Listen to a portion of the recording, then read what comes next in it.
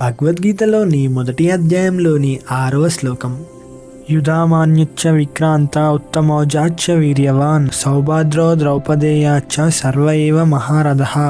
అప్పుడు దుర్యోధనుడు, గురువర్యా, పాండవుల వైపున్న యోధులు సాధారణ సైనికులు కాదు, అందరూ మహారథులు, మహాశూరులు. యుధామాన్యుడు ధైర్యవంతుడు, ఉత్తమౌజుడు, అపారమైన శక్తి కలవాడు, అభిమన్యుడు అర్జునుని కుమారుడు, అద్భుత యోధుడు, ద్రౌపది కుమారులు, పాండవుల వారసులు. ఈ యోధులు కేవలం యుద్ధశక్తితోనే కాదు, ధర్మబలంతో కూడా నిలబడ్డారు.